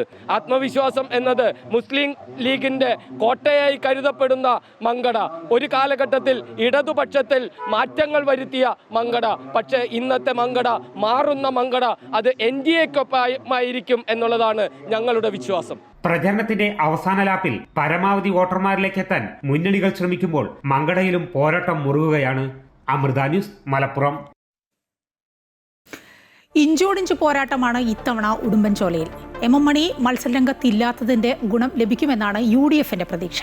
എന്നാൽ തങ്ങളുടെ ചുവപ്പുകോട്ട ഇത്തവണയും നിലനിർത്താമെന്ന ആത്മവിശ്വാസത്തിലാണ് ഇടതുപക്ഷം. 25 വർഷമായി ഉടുമ്പൻചോലയിൽ ഇടതു തേരോട്ടം തുടങ്ങിയിട്ട് 3 തവണ KK ജയചന്ദ്രനും 2 തവണ MM മണിയും MLA-മാരായി. 10 വർഷത്തെ ഇടവേളയ്ക്ക് ശേഷമാണ് KK ജയചന്ദ്രൻ മത്സരരംഗത്തെത്തുന്നത്. പ്രചരണം അവസാന ഘട്ടത്തിലെത്തുമ്പോൾ വലിയ ആത്മവിശ്വാസത്തിലാണ് ജയചന്ദ്രൻ. അന്നത്തെ പഴയ ഇവിടെ ജീവിച്ചിരിക്കുന്ന ആളുകളോട്, കുറച്ച് ഓർമ്മയുള്ള ആളുകളോട് ചോദിച്ചാൽ അവർ പറയും ഇവിടെ വികസനം വന്നത് ഇടതുപക്ഷം വന്നതിന് ശേഷമാണ് എന്ന കാര്യം. യാതൊരു സംശയമില്ല. അത് ഞങ്ങളെ എതിർക്കുന്നവരും പറയും. MM മണിയോട് ആദ്യ മത്സരത്തിൽ പരാജയപ്പെട്ടെങ്കിലും ഇത്തവണ മണ്ഡലം പിടിച്ചെടുക്കാൻ കഴിയുമെന്ന പ്രതീക്ഷയിലാണ് UDF സ്ഥാനാർത്ഥി സേനാപതി വേണു. ഞങ്ങൾ തികഞ്ഞ ആത്മവിശ്വാസത്തിലാണ്. എൻ്റെ സ്ഥാനാർത്ഥിത്വം അത് ഈ നാട്ടിലെ സാധാരണക്കാരൻ ഏറ്റെടുത്തിരിക്കുകയാണ്. തികഞ്ഞ ആത്മവിശ്വാസത്തിലാണ്, വലിയ ആവേശത്തിലാണ് പാർട്ടി പ്രവർത്തകർ. അതുകൊണ്ട് വിജയത്തിൽ കുറഞ്ഞ ഒന്നും ഞങ്ങൾ പ്രതീക്ഷിക്കുന്നില്ല. വോട്ട് വിഹിതം പരമാവധി ഉയർത്താനുള്ള ശ്രമത്തിലാണ് NDA സ്ഥാനാർത്ഥി സംഗീത വിശ്വനാഥൻ. വലിയ മാറ്റം കൊണ്ടുവരണം എന്ന് തന്നെയാണ് ഇവിടുത്തെ ജനങ്ങൾ ആവശ്യപ്പെടുന്നത്. കാരണം കഴിഞ്ഞ കുറേ കാലങ്ങളായിട്ട് 10-25 വർഷമായിട്ട് ഇവിടെ LDF ഭരിക്കുകയുണ്ടായി. പക്ഷേ ഇന്ന് ഇവിടുത്തെ പരാധീനതകൾക്ക് ഒരു അറുതി വരുത്താനായിട്ട് ഒരു ഭരണകർത്താക്കൾക്കും സാധിച്ചിട്ടില്ല. ഇടുക്കിയിലെ ഏറ്റവും ശ്രദ്ധേയമായ മത്സരം നടക്കുന്ന മണ്ഡലങ്ങളിലൊന്നാണ് ഉടുമ്പൻചോല. 1/4 നൂറ്റാണ്ടിന്റെ ഇടതു വിജയചരിത്രം മാറ്റിയെഴുതാൻ UDF-ന് കഴിയുമോ എന്നറിയാൻ കാത്തിരിക്കണം. അമൃത ന്യൂസ്, ഇടുക്കി. കോട്ടയം ജില്ലയിൽ ശക്തമായ ത്രികോണ മത്സരം നടക്കുന്ന മണ്ഡലമാണ് പൂഞ്ഞാർ. LDF-ന് വേണ്ടി സിറ്റിംഗ് MLA സെബാസ്റ്റ്യൻ കുളത്തങ്കലും NDA-ക്ക് വേണ്ടി മുൻ MLA PC ജോർജും UDF-നായി കോൺഗ്രസ് നേതാവ് MJ സെബാസ്റ്റ്യനുമാണ് മത്സരരംഗത്തുള്ളത്. സാമുദായിക വോട്ടുകൾ നിർണായകമായ മണ്ഡലത്തിൽ 3 മുന്നണികളും ഉറച്ച വിജയപ്രതീക്ഷയിലാണ്. ഇടതു വലത് മുന്നണികൾക്കൊപ്പം NDA-യും ശക്തമായ മത്സരം കാഴ്ചവെക്കുന്ന മണ്ഡലമാണ് കോട്ടയം ജില്ലയിലെ പൂഞ്ഞാർ. 3.5 പതിറ്റാണ്ട് പൂഞ്ഞാറിന്റെ MLA ആയിരുന്ന PC ജോർജ് BJP സ്ഥാനാർത്ഥിയായി മത്സരിക്കുന്നതാണ് ഇത്തവണ ഇവിടുത്തെ പോരാട്ടം ശ്രദ്ധേയമാക്കുന്നത്. 2016 ഇടതു വലതു മുന്നണികൾക്കെതിരെ ഒറ്റയ്ക്ക് നിന്ന് മത്സരിച്ച് ജയിച്ച പി സി ജോർജ് കഴിഞ്ഞ തവണ പരാജയം നേരിട്ടെങ്കിലും 2ാം സ്ഥാനത്ത് എത്തിയിരുന്നു. ഇത്തവണ വിജയിക്കാനാകുമെന്ന പൂർണ്ണ ആത്മവിശ്വാസത്തിലാണ് പി സി ജോർജും BJPയും. കഴിഞ്ഞ തവണ തനിക്കെതിരായിരുന്ന സാമുദായിക വോട്ടുകൾ ഇത്തവണ അനുകൂലമാകുമെന്നാണ് പി സി ജോർജ് പറയുന്നത്. നുണപ്രചരണം നടത്തി ഒരു മതവിഭാഗത്തെ മുഴുവൻ എതിരാക്കി, അങ്ങനെ കബളിപ്പിച്ച് ജനങ്ങളെ കബളിപ്പിക്കുകയായിരുന്നു. അത് ഈരാറ്റോട്ടുള്ള ജനങ്ങൾ മനസ്സിലാക്കി. ഞാൻ സാധാരണ ഈ വോട്ടുകളെല്ലാം വരുമ്പോൾ ഇടതുപക്ഷത്തിന് പോകുന്നത്, പക്ഷേ അവിടെ കിട്ടിയ ആദ്യത്തെ 3 വോട്ടും എനിക്കായിരുന്നു. മൊത്തമായിട്ടും എനിക്ക് അനുകൂലമായൊരു തരംഗം അതിൽ നിന്ന് ഞാൻ കാണുകയാണ്. 5 കൊല്ലമായിട്ട് ഒന്നും നടന്നിട്ടില്ല. അതാണ് ഇവിടുത്തെ പ്രശ്നം. അത് വലിയ സങ്കടകരമല്ല, ജനങ്ങൾ ദുഃഖിതരാണ്. അതാണ് ഇത്ര വലിയ ആവേശത്തോട് എനിക്ക് പിന്തുണ കിട്ടാൻ കാരണം. എന്നാൽ ഇത്തവണയും ഇടതുപക്ഷത്തിന് തന്നെയാവും പൂഞ്ഞാറിൽ വിജയമെന്നാണ് സിറ്റിംഗ് MLA ആയ സെബാസ്റ്റ്യൻ കുളത്തുങ്കൽ പറയുന്നത്. കഴിഞ്ഞ 5 വർഷം മണ്ഡലത്തിൽ നടപ്പാക്കിയ വികസന പ്രവർത്തനങ്ങൾ ചൂണ്ടിക്കാട്ടി ഇത്തവണ ഭൂരിപക്ഷം ഉയരും എന്ന് തന്നെയാണ് കുളത്തുങ്കലിന്റെ അവകാശവാദം. നമുക്ക് വിജയം സുനിശ്ചിതമാണ്. വ്യക്തമായ ജനപിന്തുണ മേൽക്കൈയുണ്ട്. കഴിഞ്ഞ വർഷത്തെ ഭൂരിപക്ഷത്തെ മറികടക്കും. മണ്ഡലത്തിൽ ത്രികോണ മത്സരം തന്നെയാണ് ഉള്ളതെന്നും സെബാസ്റ്റ്യൻ കുളത്തുങ്കൽ കൂട്ടിച്ചേർക്കുന്നു. അതേസമയം മണ്ഡലത്തിൽ NDA അപ്രസക്തമാണെന്നും മത്സരം UDFും LDFും തമ്മിലാണെന്നും UDF സ്ഥാനാർത്ഥി MJ സെബാസ്റ്റ്യൻ പറയുന്നു. വലിയ ഭൂരിപക്ഷം തന്നെയാണ് MJ സെബാസ്റ്റ്യൻ അവകാശപ്പെടുന്നതും. UDFും LDFും തമ്മിലാണ് മത്സരം.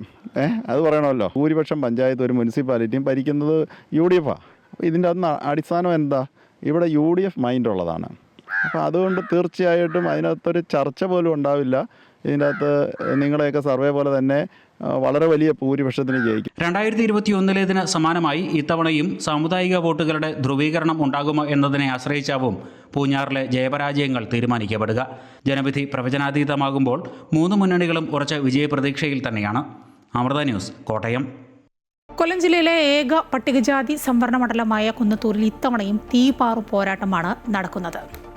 കഴിഞ്ഞ തവണ മത്സരിച്ച സ്ഥാനാർത്ഥികൾ തന്നെയാണ് ഇത്തവണയും ജനവിധി തേടുന്നത്. 5 തവണ മണ്ഡലത്തെ പ്രതിനിധീകരിച്ച കോവൂർ കുഞ്ഞുമോൻ 6ാം തവണയും മത്സരിക്കുമ്പോൾ മണ്ഡലം പിടിക്കാനൊരുങ്ങി UDFും NDAയും ശക്തമായി രംഗത്തുണ്ട്.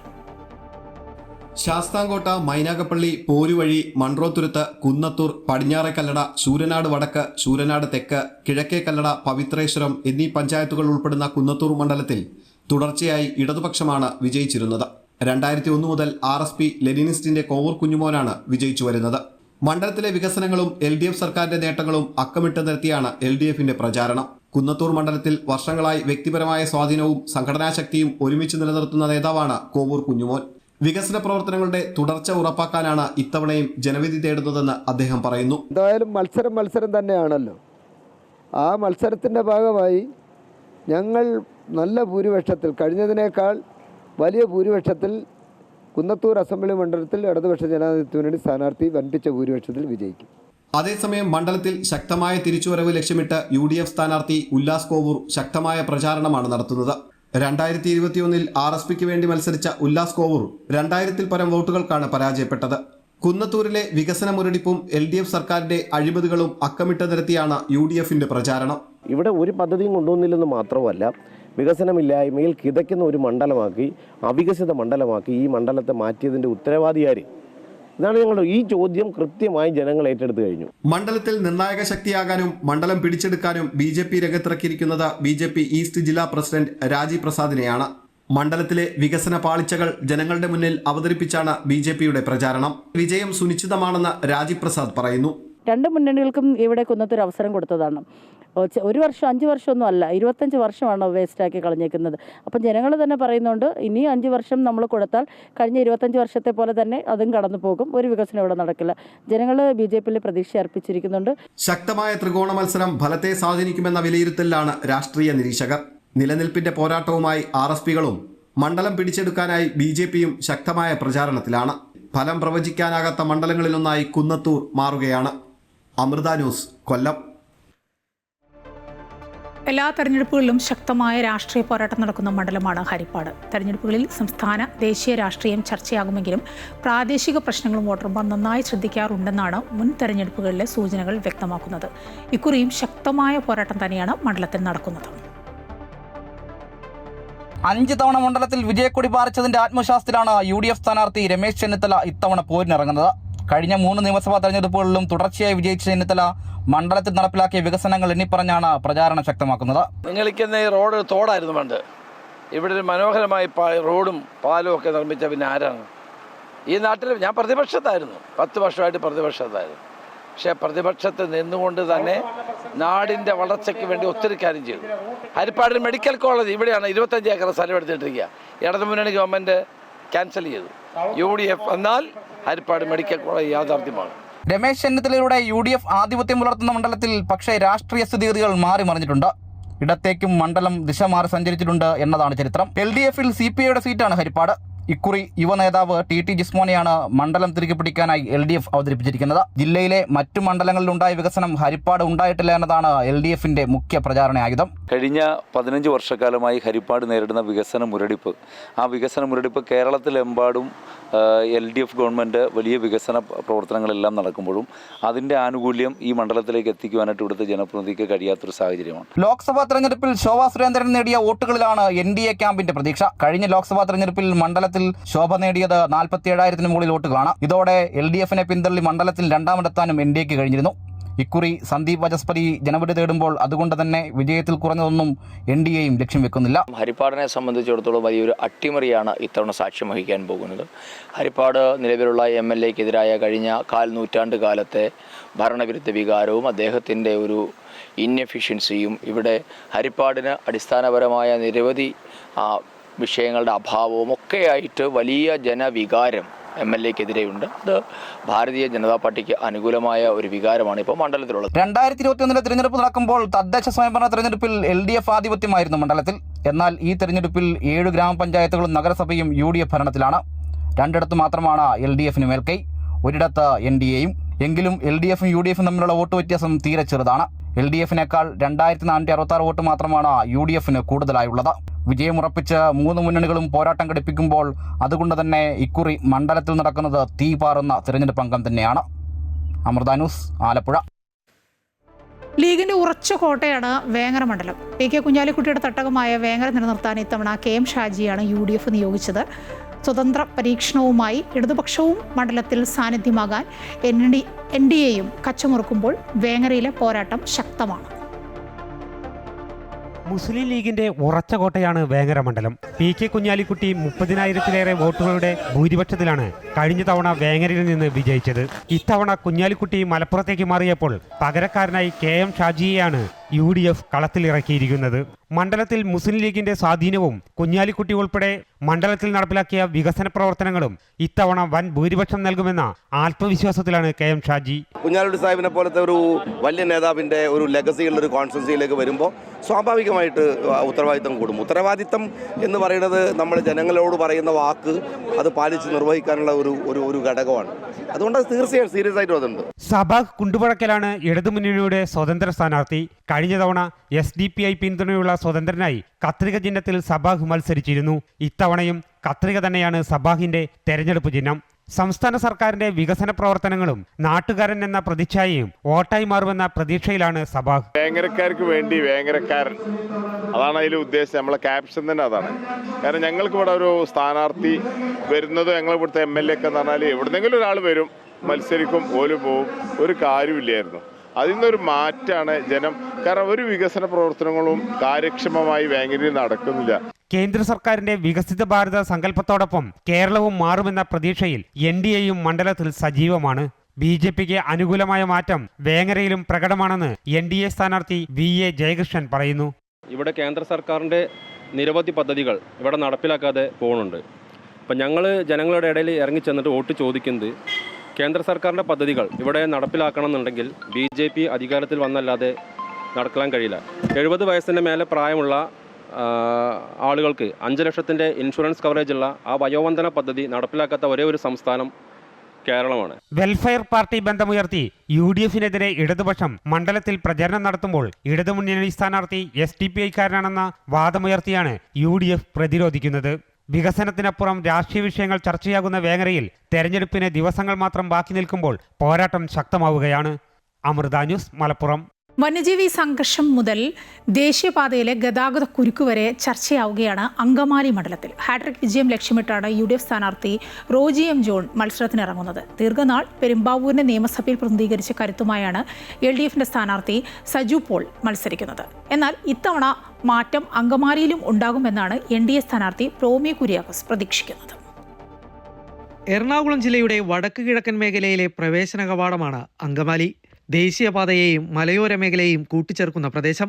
നെടുമ്പാശ്ശേരി വിമാനത്താവളവും ആദിശങ്കരന്റെ ജന്മദേശമായ കാലടിയും അന്താരാഷ്ട്ര തീർത്ഥാടന കേന്ദ്രമായ മലയാറ്റൂരും മണ്ഡലത്തിന്റെ പ്രാധാന്യം ദേശീയ ശ്രദ്ധ ആകർഷിക്കുന്നു.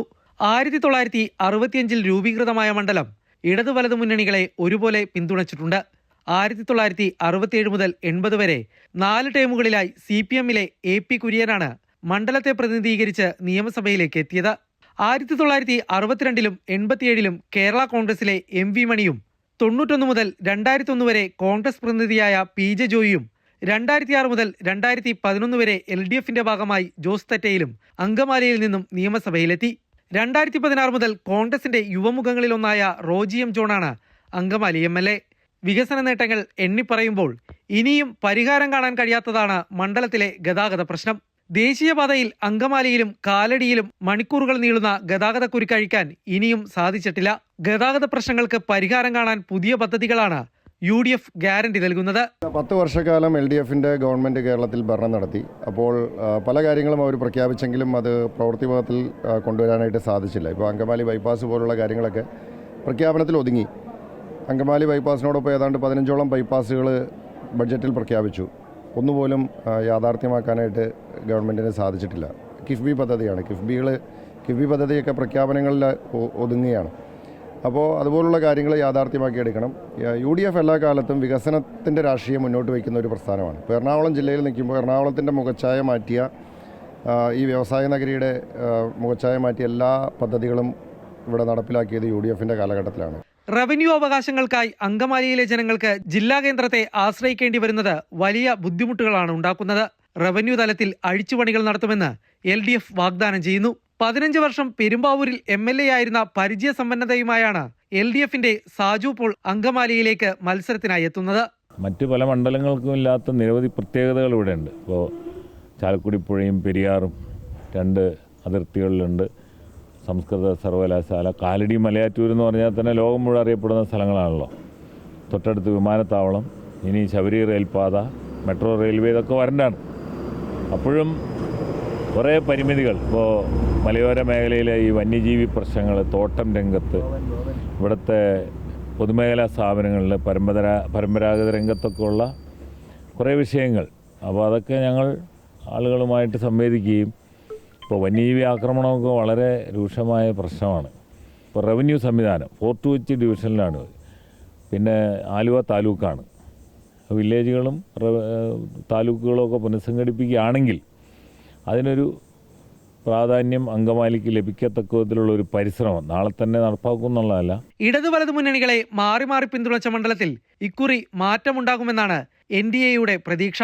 BJP 2020 സഖ്യം മണ്ഡലത്തിൽ വലിയ മാറ്റങ്ങൾക്ക് തുടക്കം കുറിക്കുമെന്ന് NDA സ്ഥാനാർത്ഥി പ്രോമി കുര്യാക്കോസ് പ്രതീക്ഷ അർപ്പിക്കുന്നു. വികസനമാണ് നമ്മുടെ ലക്ഷ്യം തന്നെ. മാറാത്തതും മാറും എന്നുള്ളതാണ് നമ്മുടെ ഒരു മുദ്രാവാക്യം തന്നെ. അത് മാറ്റാൻ വേണ്ടിയാണ് കഴിഞ്ഞ 20 വർഷമായിട്ട് അങ്കമാലിയിൽ ഒരു കാര്യങ്ങളും നടന്നിട്ടില്ല. നിങ്ങൾക്കറിയാം, അവിടെ ബൈപ്പാസ് വരുന്നതുകൊണ്ട് വന്നിട്ടില്ല.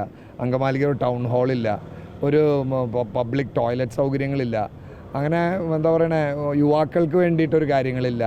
അപ്പോൾ ഇതൊക്കെ അങ്കമാലി ബൈപ്പാസ് വരുന്നതുകൊണ്ട് എത്രയോ വർഷങ്ങളായി വികസനത്തിൻ്റെ കാര്യത്തിലൊരു മുരടിപ്പാണ്.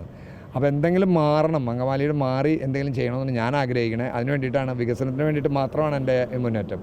അങ്കമാലി മുനിസിപ്പാലിറ്റി മലയാറ്റൂർ, നീലീശ്വരം, കാലടി, അയ്യമ്പുഴ, മഞ്ഞപ്ര, തുറവൂർ, മൂക്കന്നൂർ, കറുകുറ്റി, പാറക്കടവ് എന്നീ പഞ്ചായത്തുകളും ചേരുന്നതാണ് അങ്കമാലി മണ്ഡലം. ഇതിൽ അയ്യമ്പുഴയിൽ മാത്രമാണ് കഴിഞ്ഞ തദ്ദേശ തെരഞ്ഞെടുപ്പിൽ LDF അധികാരത്തിലെത്തിയത്. തദ്ദേശ തെരഞ്ഞെടുപ്പിലെ ട്രെൻഡും UDF ക്യാമ്പിന് പ്രതീക്ഷയേകുന്നുണ്ട്. അമൃത ന്യൂസ്, കൊച്ചി.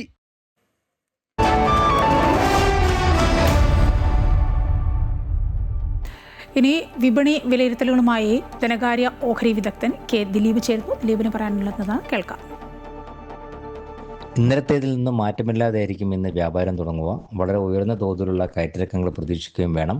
കഴിഞ്ഞ 2 ദിവസമായി വിപണിയിൽ ഒരു നിക്ഷേപ താല്പര്യം ഉണ്ടായിട്ടുണ്ട്.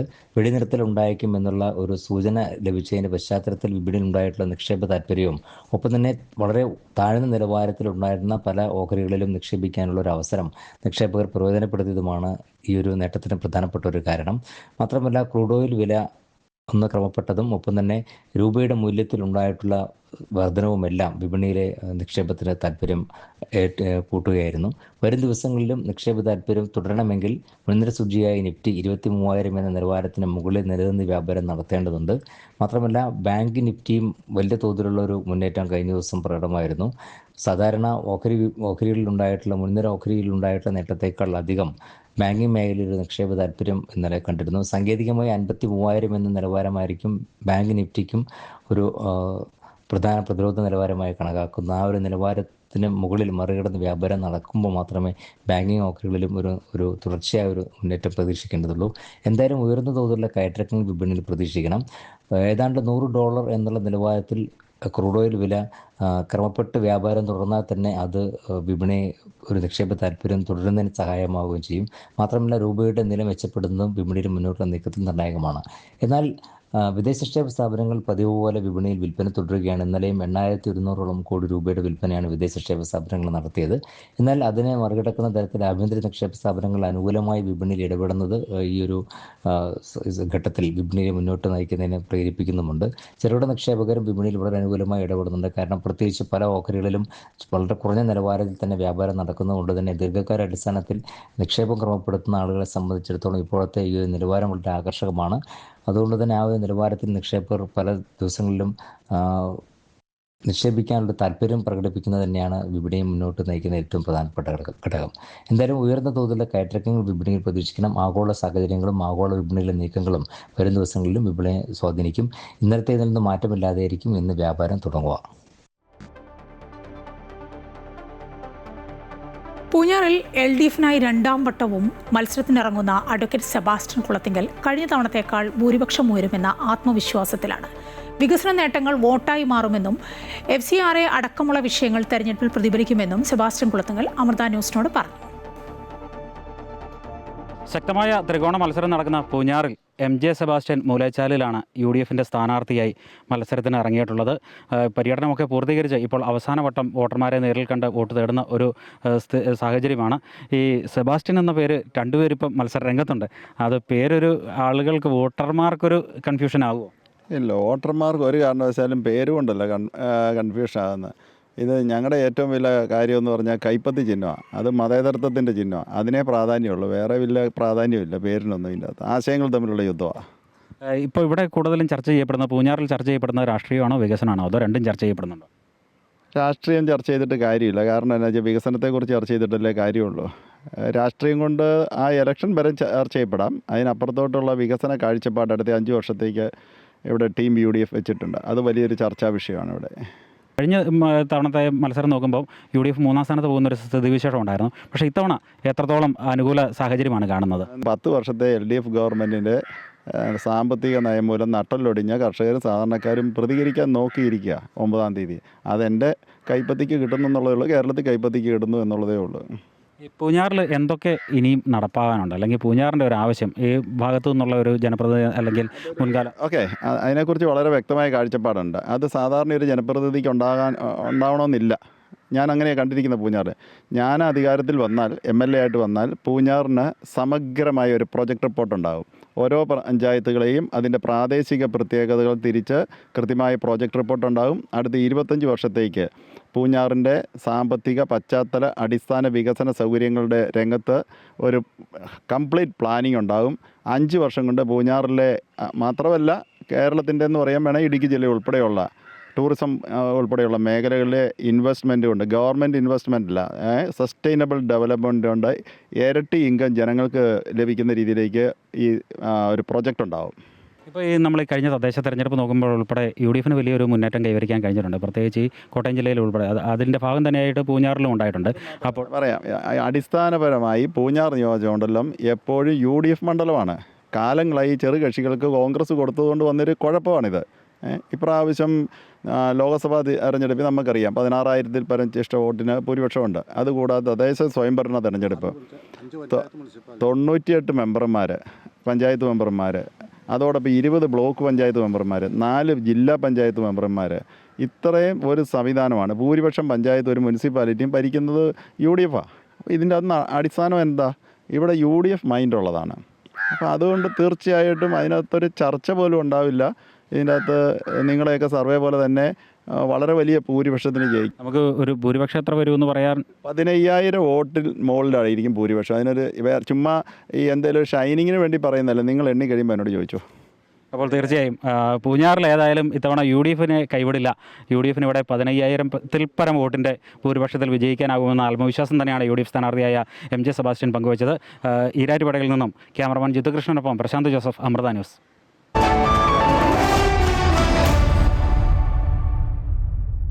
IPL ഇന്ന് രാജസ്ഥാൻ റോയൽസും മുംബൈ ഇന്ത്യൻസും തമ്മിലാണ് മത്സരം. രാത്രി 7 മുതൽ ഗുവാഹത്തിയിലാണ് മത്സരം.